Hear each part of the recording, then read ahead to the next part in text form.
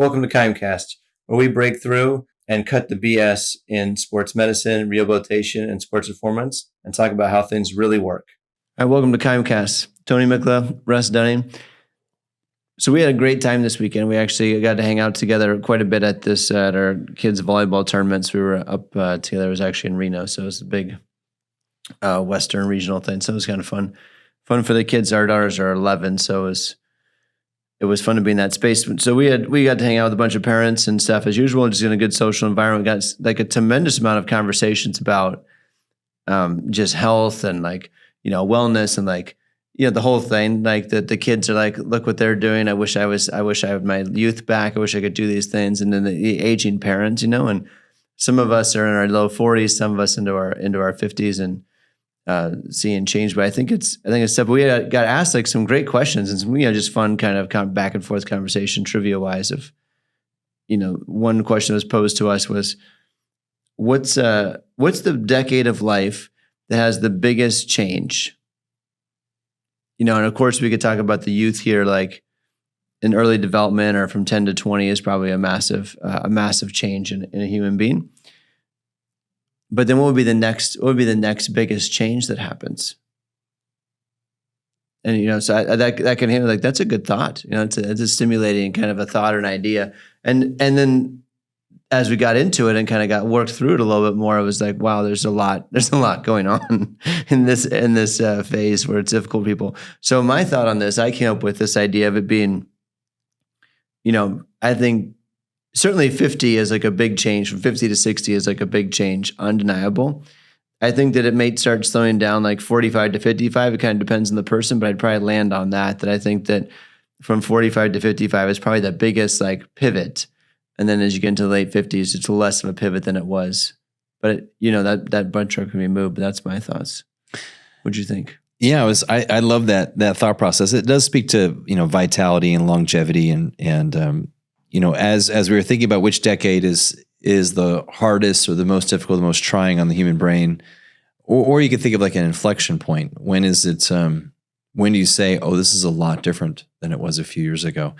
And when I think about life, I think if I were to draw principles of life, I would think in the beginning we really maximize fun, and you learn skills and learn things, and it's just fun. You go from game to game to game, and youth is really about having fun. And then somewhere in your 20s, you learn how to, maybe in your teenage years, in your 20s, you really look at how you've had fun, and you apply that skill more aggressively, and it turns into some hard work. Whether it's you work the land, or you work a sport, or you work academics, you start like working really hard and grinding, hopefully off of the things that prior maybe just were play. Now you're putting a lot more energy into that. So it is a little more about hard work.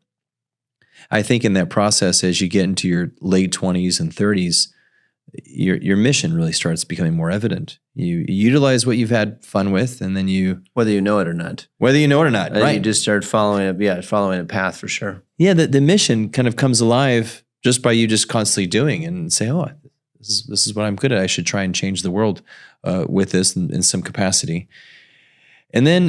And that might happen until all of a sudden, whether it's like an injury or your joints start hurting or you start gaining some unwanted weight or you start forgetting things or, you have started working. You start, yeah. You have all of those things happen. Yeah. And they tend to be magnified. You have a few kids, you don't sleep for a few years, that magnifies it. Again, an injury, a surgery, that magnifies it. You're a professional working behind a desk for 10 years and now you feel like decrepit, that magnifies it. And then that's where I think like really your struggle is, and you start fighting the process of aging.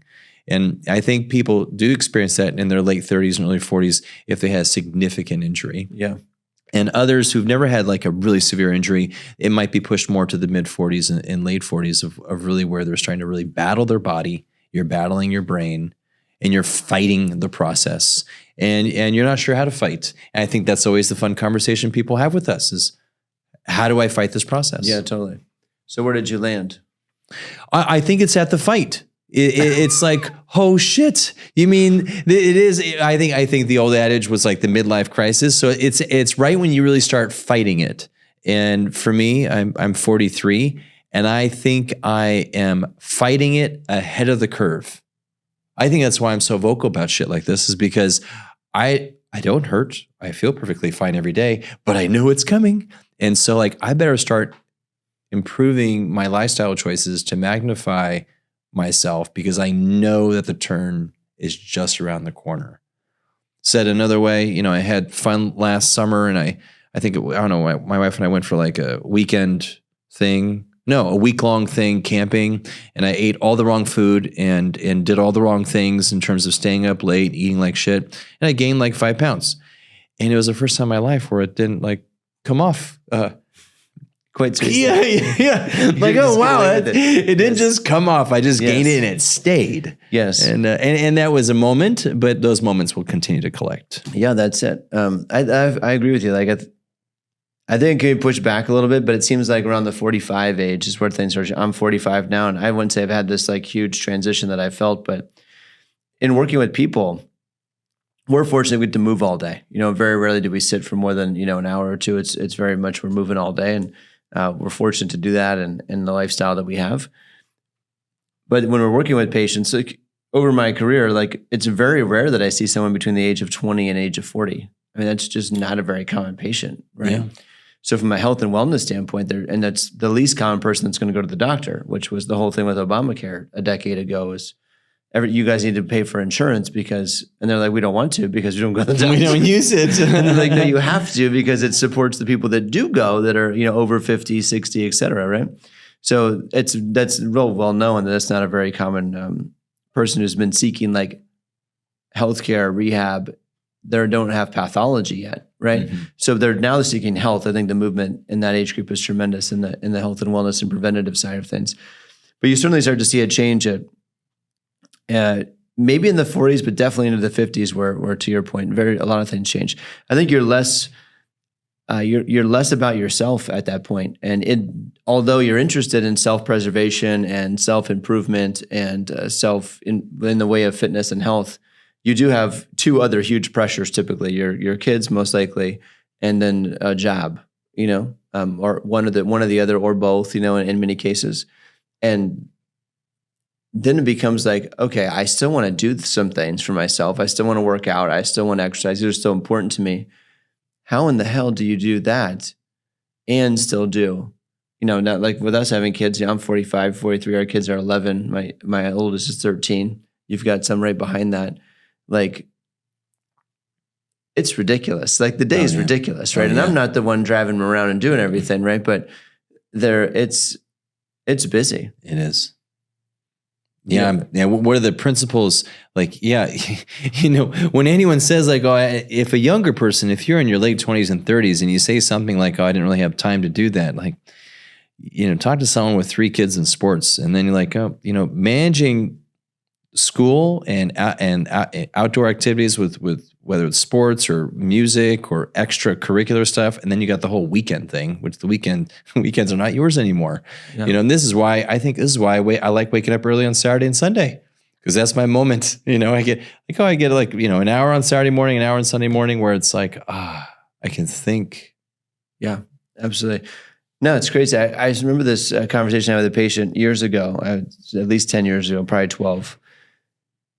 And it was probably about 30. And the conversation about her shoulder, she had a frozen shoulder, and we were talking about how she could do her exercises and different things and get it in the day. And she's like, well, I'm a teacher. I'm a professor at a junior college. I teach math. And then, but she lived about 22 minutes from the school that she taught at. So I knew that about her when she said, she said the statement, she goes, I'm in the car 6 hours a day. I'm like, how is that possible? Like, you're not in the Bay Area where you're like having a 3-hour commute. Like, I know what that's like, but I don't, like, you're not, that's not you. Like, what are you talking about? And she's like, well, I go to work and then I teach a class or two and then I come back. And then from 3 p.m. until 9 p.m., I'm driving my kids around to all the activities. And I was like, oh my God. It's also the same moment I realized like the value of the iPad, like went through the roof, like, oh my God, she can work remotely with a computer and be waiting for people in the car. So this has always spurred a thought for me when I'm working with patients, like, oh my gosh, like I had no idea. I was 30. I didn't have kids at that age. Now that I do, I totally get it. Mm-hmm. And so I was talking to a mom this weekend. She's 42. She's got 3 daughters. The youngest one is our kid's age. And it's she's talking about how she loves to run and this and that. And I'm like, yeah, like how can you run if you're like doing like distance running, you have to run 2 hours, sometimes 3 hours. Everybody runs Saturday, right? It's the only time someone can run 2 to 4 hours on a Saturday morning. They go 12 to 20 miles, right? It's the only time you can get your long running because you don't have time to do it during the week. And then it's like, well, do I get up earlier? Do I get up at 5 and try to get some workout in before everybody else gets up at 6? And then, work with the family, go to work, do whatever that is, and then come home, do more stuff with the family, running kids around, practices, events, activities, just playing together, being together, whatever it is. And then make dinner. And then, if I'm up at 5, then I need to be in bed by what? 10? 9:30? Yeah, 9 to 10. Start shutting it down. You better be to get 7 hours. You better be. So then it changes. Then it's not possible. You go to bed and like if you have teenagers and they're up till midnight, and you go to bed at 9, is that, what the hell do you do? When do you sleep? That was the conversation. When do you sleep? When do you work out? When do you run? When do you take care of the, when do you do this stuff? Like, when do you eat? Like, how do you do food? Like, me with food. Like, I'm not a food guy. Like, music and food is wasted on me because I just have places in my brain. I justify that from Dan John, Shark Habits. So like, hey, don't worry about it. Don't have any place in the brain for it. Fine. Cheers. That's me. But because I did the math one time that like preparing food on a daily basis, I figured was at least 3, if not 4 hours a day. By the time you buy the food, prepare the food, eat, and then clean up afterwards. You do that 3 times a day. And the dinner being a big one with the family and stuff, you're at least at 3, if not 4 hours. I'm like, that is ridiculous. Well, those are skills. I think when we talk about the skills to apply that every person's life that we all kind of need, I don't even want to call them hacks or life hacks. It's actually just straight skill, not a hack. Yeah. It's straight skill. And I think that's, going along my continuum of first have fun, then go hard work. Then you got some mission in life. And then in this inflection point, you're fighting the process. While you're fighting, you should be talking with some older people. Because they're in a stage where they're just said, F it, I'm just going to try and pass on my wisdom and suffer through the process. And hopefully I can make my kids or grandkids or those who are going to listen to me a little bit smarter in kind of how to do this. And my dad would tell me like, son, use that crock pot. That's how you do food. He goes, you got a young family, midweek, crock pot. I'm like, really? Like, oh yeah. Set in the morning, forget about it, eat it at night. Pretty simple. Add these 5 ingredients in, dinner every night. I'm like, great wisdom, Dad. That's good. But they're full of these like, oh yeah, don't do that nonsense. You got to go here. Yeah, this is the way to go. Well, there's the whole Sunday food prep day, which is really popular when you're 20 and 30, and then as you get older, and not everybody wants to eat that. Yeah, it's a challenge, but still the right choice. I think you have to prioritize, right? It's like, what is it that you're going to get in? When I was talking that day, we were talking about if you're going to run and you're going to work out or do some yoga or do something like that. If you want to do both things, it's like, well, it's going to be really impossible for you to find probably a 2-hour time slot where you could do all this at one time. But you can get an amazing workout in 20 to 30 minutes. Like that's very, very doable. You don't have to have these long workouts. I think it's a misconception with the gym. I think the cardiovascular is also a misconception. But if you wanted to go running or you wanted to do something else like yoga or another type of class, you could do that in a separate 45-minute window. But then the conversation led to, she's like, yeah, I'm in gym clothes all day. Because, I've made the argument many times and still do, like, hey, if you take the kid to an event and he's there for an hour, like I see in the clinic, we have a mom drop off their son or a dad drop off the son, and I'm working on the shoulder or doing something for the little baseball athlete. It's like, they sit down. I'm like, Don't do it. Don't do that. Don't do it. Go get on the bike. Go for a walk outside. Now's I'm buying you an hour. Don't just wait there. Yeah. So what I think is exactly that. It's the only reason why they would sit is if they're going to look at their phone, and that might be the worst devil that modern society has. Is they have the phone, they have Instagram, TikTok, and whatever other social platform. Unless you're actually learning a skill, it's just taken away from your life. And I know that's like.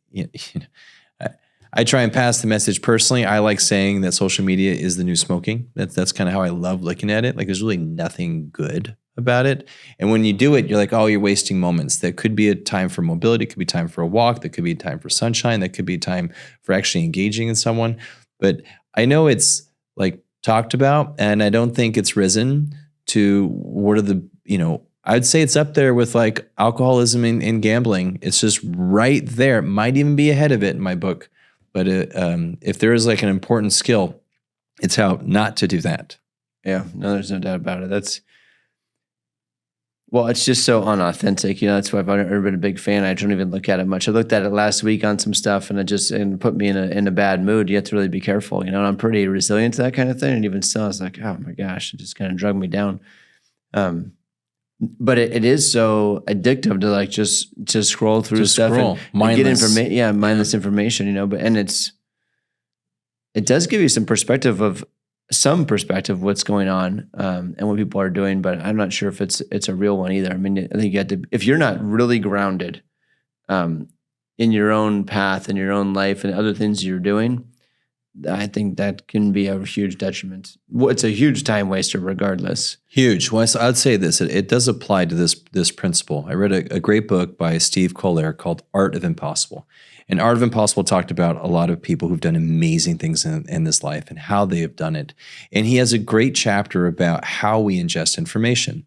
And he'll go on to say that when you ingest information through a book, whether it's an audio book or you're reading the written word, you're ingesting information that's been well-researched, well thought, prepared, iterated, revised, improved, and you're seeing a finished product of someone's knowledge base that's usually collective, whether it was the professors before them or their team of writers or whether it was some embedded internal research. So when you're ingesting a book that is the gold standard of knowledge acquisition, so then what are the iterations behind that? I think one iteration right underneath that is long-form podcasts like what we're doing here. The challenge of the podcast is you're not getting well-vetted thoughts. You're getting more off the cuff. And I think off the cuff is nice. It's discussion. It can challenge things, but it's not necessarily a great source of like, oh, I learned all these amazing things from this podcast. It hopefully just stimulated your brain on where to put your energy next. The worst form of information acquisition would be like a post, a snippet, a 3-minute read in a little brief article. You're literally reading like someone's shit that comes out of their mouth that's not vetted, not pressured, not barely revised and iterated on, just a quick blurb. It's as if someone's shouting out the window and you're receiving these shouts and somehow getting a lot smarter from it. So this goes back to whenever someone says, well, I go on TikTok and I learn, quote, be careful about that, because if your main way of learning is through someone else's word vomit, then you're just really like getting like a vomit brain. But if you've acquired, whether it's through strong mentorship, whether it's through great experience, whether it's good visuals that you've applied, and it's been vetted and someone engaged in that knowledge base and put a lot of energy into that, then that's great knowledge acquisition. So this idea of learning, I think, will continue to be challenged of how we learn, but just sitting on a social media platform and pretending that you're learning, I think it's a whole bunch of bullshit. Yeah, I'd back you up on that as well. I think you made me think as you were going through that, which is a great perspective. As I think about what it takes to be an expert and produce content that's world-class, that's vetted, that's researched, that's backed, to do that in multiple fields or in multiple avenues is a very, very uncommon, if not impossible. And I think you see that through history, like people that are very good at certain things, like especially in science, they're very good at a particular type or a particular thing. Like if you look at researchers if you look at the university, the people who publish research, it's almost always on exactly the same topic. It just dives a little deeper and a little deeper and a little deeper, or something that's a little bit more collateral that like to be proven in another sample size or something. But it's very rarely that they like switch gears and then like talk about something else. And I think that's with social media. If you don't do that, if you don't talk about something else and start to expand your umbrella, then you become less relevant, right? And so the danger there is that you have someone who may be an expert in a certain pathway, and then they start to widen their scope, and now you're learning from them. But I would advise you, as someone who's produced a fair amount of content and courses and professional work, that it's very, very tough to have it's not possible to have a very broad, very thorough application process. You can have a very narrow application process that's extremely good and deep, and you can reference some outside things, but it's very, very difficult to try to be an expert in multiple endeavors. Yeah, absolutely. I think the long form podcasts that I listen to, they tend to be interviewers, and they get other people that have interesting insights, and it gets fun. And obviously in this podcast, we talk about the lifestyle of PT, the career of physical therapy. We dance into some technical knowledge and business knowledge, and it becomes very fun because we operate in this space that's really the topic of every conversation. Whenever you go to a party and you're 45, all people have to do is know what you do for a living. And if you say physical therapist, you'll have 8 people, 10 people lined up ready to talk to you. If you're good and you're talking about wellness, if you're talking about total knees and stuff, then you're probably less people talking to you. Absolutely. So you have to have some significant health knowledge behind that, but absolutely. So a lot of things change during this time of life. So I think, the hormone change has been everything. It's amazing what's happened in the last 5 years, probably, where we've all known women going through menopause, and that happens in this time of life, which certainly has a tremendous amount of challenges, and it's always been well acknowledged. I don't know that it's well understood, but it's well acknowledged of that time period of transition. And then it was always ignored or not acknowledged that men have a similar thing. We got a pretty deep science conversation around that as well. That there's also a transition here that happens where testosterone levels in men drop, and now you've seen this huge market, this unbelievable hole that came out where now you have all of the testosterone hormone replacement therapy options available to people, and it's redefining the way medicine is driven. Actually, it's pretty powerful what's happening with all that internet-based or phone-based, remote-based care and evaluation, treatment, and recommendation stuff. But at any rate, I think it's a great tool and a great thing for people. Maybe a bit overused at some points, but at the end of the day, it definitely tells us how much is out there. And then when we talk about what happens in life, maybe it's a timing thing, but maybe it's an activity thing, as we talked about, and then this idea of what's your fat like, what's your activity level like, what's this balance of hormone that goes on, and because obviously your fat is what is necessary to be able to have a testosterone level. So we had a great conversation regarding this. Which I thought was really interesting, which HDL, LDL, and perhaps testosterone association. Well, that's another point to it. Your typical 25-year-old doesn't really know what cholesterol is. Your typical 35-year-old has never done a blood test before. And when you're in your 40s, people start knowing, these are my levels. And it's because you're starting to pay attention. Because something's happened to you. Something's happened to you. You're curious, whether it's injury or fat or body shape or longevity, you're starting to become more aware. You're not what you this is I think the easy way to think about this that I've come to in the last 24 hours was when you're 40, you could do everything you could do when you were 20. It just may not be quite as good, but you could get through it. You could lift heavy shit, you could sprint, you could play sports. There's still athletes playing sports at an elite level at 40. But at 45, that's not really the case anymore. You could still get through it, I think, but you're probably not playing pro sports. At 50 and 55, I think it's hard to say I could do whatever I was doing at 20, I could do it again. I'm not so sure that's the case in very, very few people, but majority, I think, no. That's great insight, yeah. I mean, that's it. I like watching a lot of UFC, I help a lot of MMA fighters. And what's interesting about the MMA game is it's different than other sports where wisdom is extremely important. And you see this because there's very rarely a 23-year-old champion.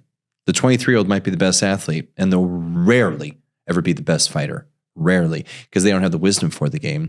And you'll see many people that are very dominant in their late 30s. It's very well documented. I think at one point, the every weight class in the UFC had a champion that was over the age of 35. It was a really interesting time. But nonetheless, wisdom is highly rewarded in the fight game.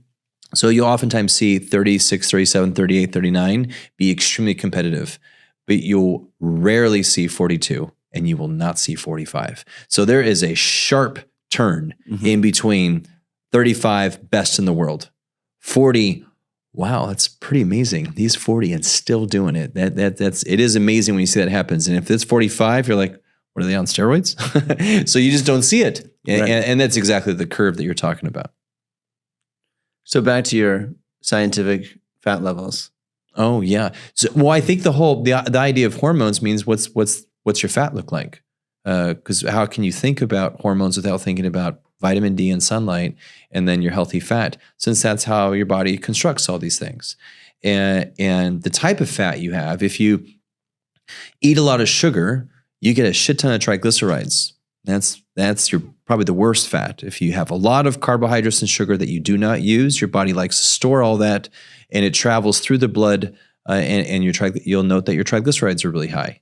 High might be north of 80, 90, 100.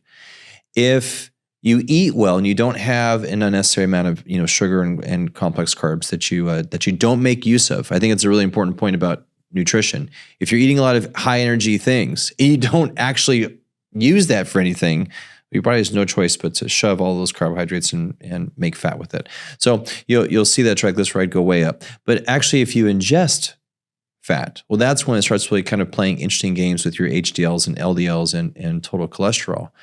And what I've found with my own blood is I eat a fair amount of fat from either yogurt, a little bit of cheese, a ton of fish, and maybe beef twice a week, chicken 2 or 3 times a week, a fair amount of eggs. So I have a pretty strong protein source from that makeup of foods. And my LDLs are quite high. My LDLs are in the 120s to 150s. And my HDLs are also high because I have a fair amount of really healthy fat.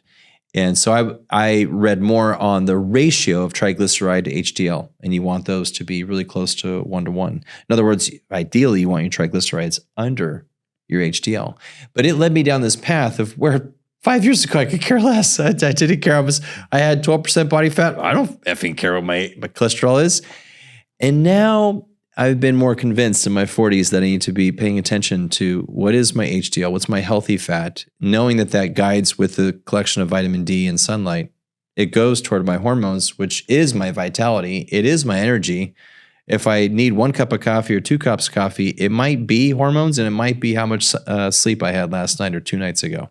So when we start really kind of adding up what equals the ability of living in your 40s and in a healthy degree in your 50s, what are you eating? What's your sleep like? What's your sunlight like? How much activity are you doing outdoors? And that's becoming vital to the equation. And then that relates to the culture that we have and exactly the conversation is like, all right, if I'm working, one of my things that happen at 45, you're working, so you're probably indoors for the most part. Bingo. Out of the sun, okay? And then your stress levels are high, which screws up your cortisol stores and your fat levels as well. And then food preparation becomes a massive issue because it's not easily available to you because you have something that causes at least 8 to 10 hours of work a day that you have to focus on something else. So it takes a lot of effort to make sure that's dialed. And then you add do the kid stuff in the afternoon. Well, now if you're in the car and you're not out you're not out whatever, walking, hiking, running, exercising. Maybe you went to the gym to do that. Or maybe you're in the car with your kid and then you get somewhere, but you sit in the car. You're still relatively not getting the sun exposure and stuff that way. And you have less caloric burn just because you're sitting so much, right? So I think knowing that, and then seeing the culture of what America is at that age, it's pretty obvious. Mm-hmm. The other thing that seals us off is that one of our gym partners, Minis and Vince and what he built at Minis and what the team continues to do is that gym is so outstanding for people that are in their junior years, up to age 15, 20. And then we see nothing. No one is in the gym below the age of 45 in this gym particularly. Because they don't run, they don't jump. So those people want more of a CrossFit. Let's get after it. Let's kick some shit out of people. But at 45, it's okay, I'm no longer necessarily needing to jump and run. I just want to stay healthy, stay fit, stay strong. And we see this insurgence of folks that are that have busted their tail in life for the last 20, 30 years and are finally, they're affluent enough to be I need to do something. Right, because they've gone from 40 to 55 and let it get out of control, and then they're shit. Now I need to turn it over. So that's another proof of the thing. But I thought a point you made that I thought was really interesting earlier was regarding this cholesterol balance and how in the medical field we talk about cholesterol being high and low, and there's all this debate about good fats and bad fats and stuff. And once again, as always, very little evidence or very little discussion is based upon what what the norm is based on, right? So I loved your point about what we were talking over the weekend was the norm is based on if you're already fat, if you're already obese, then your values should be different than someone who doesn't store fat on their body. So if your body fat's, less than 20%, 15%, or someone like Russ who's like 12 or something like that. So it's very lean. Like you need more fat in your system, in your blood, because you're not storing it. You don't have it available to you where someone else already has it available, stored, and it's in their blood. I think it's the most important thing about looking at all medicine is what are your goals with it? And the stronger your goals are, I'm frustrated because of all the people that don't do a blood test and don't have like something to shoot for. I love a goal. And right now I got a blood test and the doctor might say like, well, Russ, your LDLs are a little high, but I think you're okay. Like, that's a pretty shitty statement. What I want you to tell me is, Russ, your HDLs are only 60. I want those suckers at 90. You need to eat, more of these things. Like I want the twist of it. Like I think you could perform better with your blood. Not that my LDL is a little high because, they're used to saying that for someone that's 50 pounds overweight. And I carry, I got 13% body fat. So it's like, is that really an applicable thing when someone's LDLs are high? Because I purposely have a fair amount of protein in my diet. I don't have a lot of carbohydrates because I don't need them. I don't necessarily feel good with them. If I have fat and protein with like some fruit, I feel great. So there's no reason for me to like say, I like a sourdough bread. So sourdough and butter would be great. But I guess the point is when you're looking at medicine, right now you look at medicine, you say there's a range of values. The better question is, what's my optimum? What should I be shooting for to live a great life, the kind of life I want to lead? And that, I think the disease-based values are not very good. I think we need more optimum values of someone that's trying really hard. Because that's where the 40 and 45-year-old should be really focusing on. Like when I think of my dad, he's in his late 70s. He just wants to make sure he doesn't have a heart attack in the next few years, and God bless him, because I don't want him to either, because I like going fishing and hiking and move around with him. And I don't want him to die. But right now, I don't look at my blood the same way my dad looks at his blood. And if a doctor tries to think of, the 45-year-olds look at their blood like a 75-year-old, that's the wrong perspective. Yeah, I think that's super interesting because it's so true. I mean, you think if you just look at the chart and be like, oh, okay, this is your blood and this is high, this is high. I mean, they just assume put you on medicine like right there. Here's the medication where it's like, you probably don't need to be on cholesterol meds. It's what you're holding is good for you relative to the amount of movement and work that you do, the amount that you challenge your body fitness-wise, the calories you burn and such, your body fat percentage, your ability to sleep, how you feel like your hormone balance is as far as testosterone levels and stuff. We talked about that too, where talking with guys that are doing hormone replacement therapy, like talking to the doctors that prescribe it, there's this same concept. There's this huge variance of like, in some people, 300 or 400 is great and fine, and the people feel optimal at that. For other guys, it's more like 1,200, and that might very well depend on their fat stores and the size of them as a person, or how much body fat they're holding, because that has a big impact on testosterone development, as well as sleep. If you're not getting the sleep, we know the testosterone is predominantly released towards the later hours of sleep in the morning. So, around between like 2 and 4 o'clock in the morning, or after like 4 to 5, 6 hours of sleeping, that's when you see the hormones change. So if you're not getting those, if you're not getting those hours, then you're not going to see the level of testosterone rise. And so you could go on replacement, or you could look at getting more sleep. Yeah, I think that's it. Because we have these conversations with adults that are trying to figure out how do I live this life, with kids and pressures and work and job and all these things. Like, how do I fit all this in? Well, we have to cut the noise and cut, so to speak. We have to cut the fat. We got to cut the fat in your life. Doesn't really help you. And then so we focus on good nutrition and sleep and outdoors, and recognizing that the right nutrition affects your hormones, and your hormones are what turns on your body. This is what turns on everything. So when people are like, I want my tendon to heal faster, or I want to build some muscle, let's talk hormones. And yeah, we could talk TRT, or I know females don't really like talking about necessarily testosterone, but here are the things that influence your fat and lipid profile. And here's how to have the healthy fat with sun exposure and good sleep. And then we start having a system that can adapt.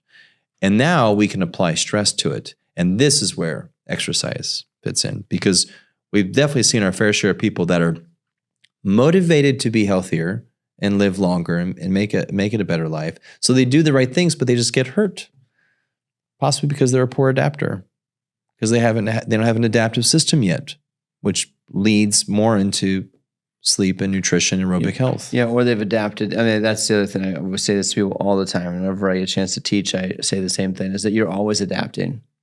True, there are poor and more super adapters, but the question then usually should be to what's the stimulus,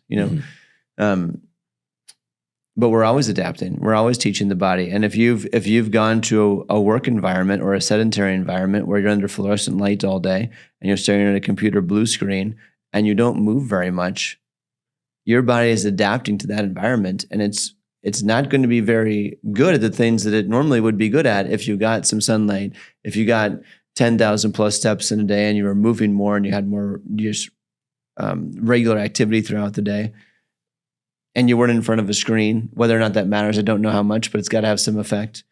So, yeah, I think it's a factor. I think what's fascinating about human culture, I don't mean to get too sideways here, but how I feel like a decade or two ago, not that long ago, it was, stay out of the sun, wear your sunscreen. You got to be really careful about the sun. Yeah. It was much more of a fear-based mentality, like, hey, you're going to die of cancer if you spend that much time in the sun.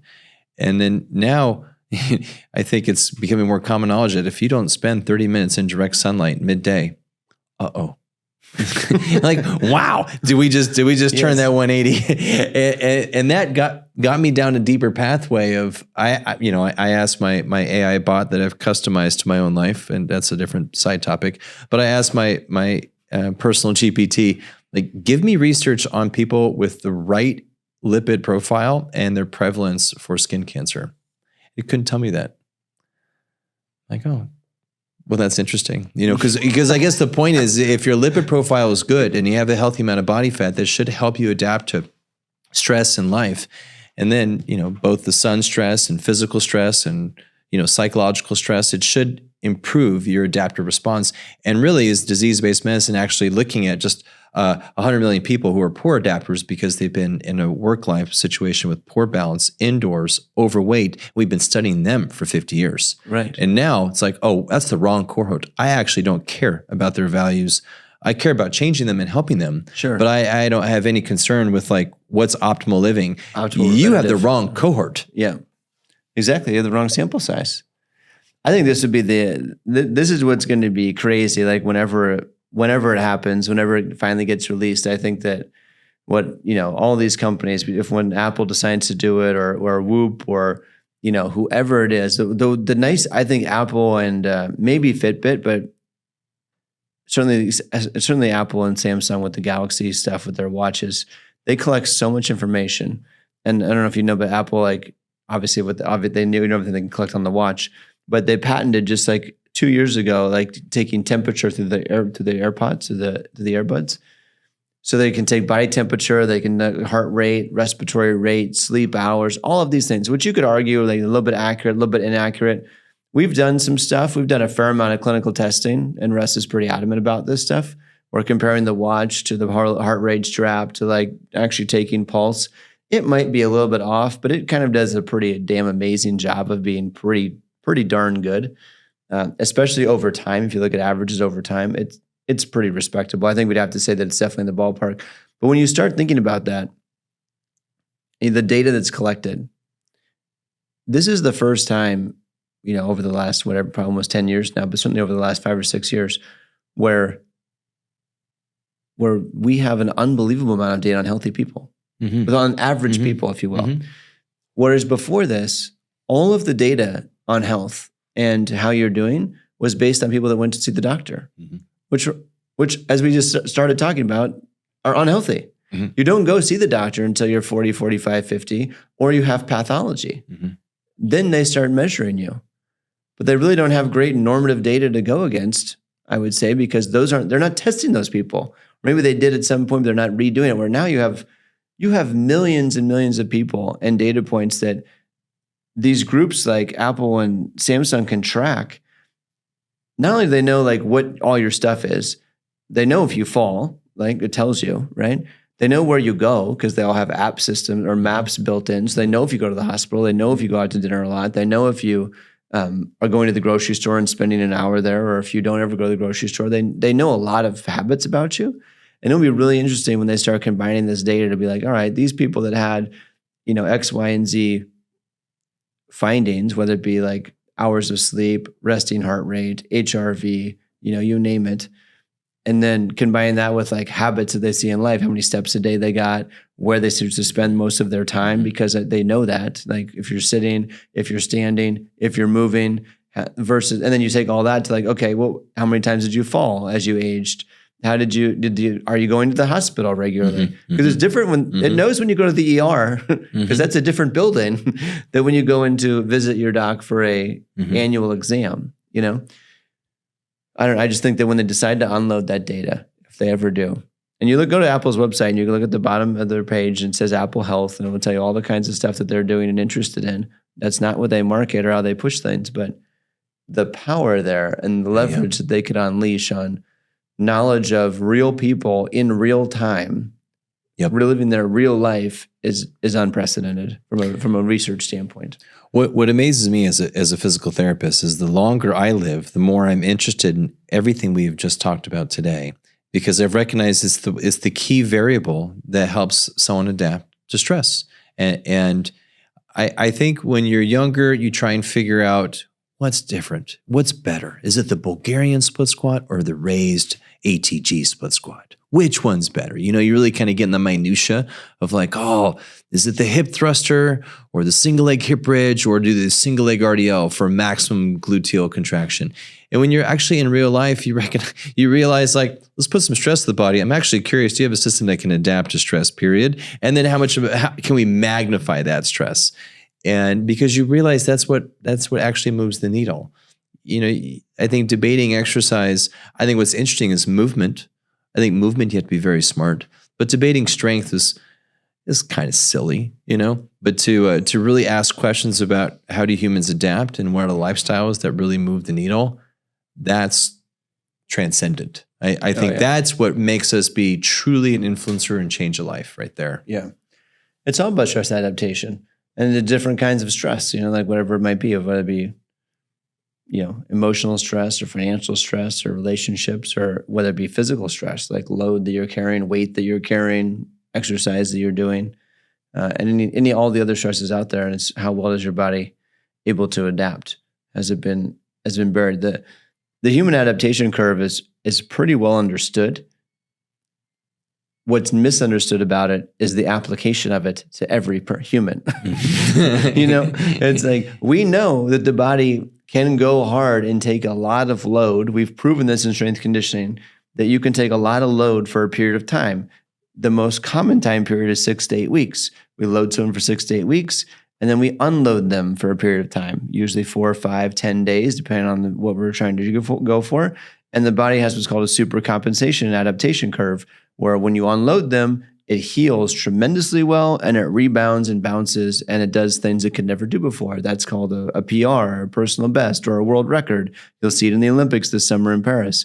That happens because someone knows how to manipulate that curve for that individual very, very well. And it's super fun and rewarding when you do it. But we have to understand that everything you do or everything that happens to you is stress on you, right? So whether it be exercise load or, other types of load like mental fatigue or whatever, all this stuff, if you're killing the body for like 6, 8, 12, 14, 18 weeks, like it will deteriorate. Mm-hmm. It will go into the same thing you talk about in fitness, like this overtraining type stimuli where they get overtrained, you can't sleep, and all of a sudden you get over fatigued and your performance drops like crazy. It's the same with any stressor. You have to be able to tolerate stress and then get out of that situation. Yep, absolutely. I think that's where, like if I look at a typical day, and if I'm doing with a 17-year-old ACL, done by 6 months post ACL reconstruction with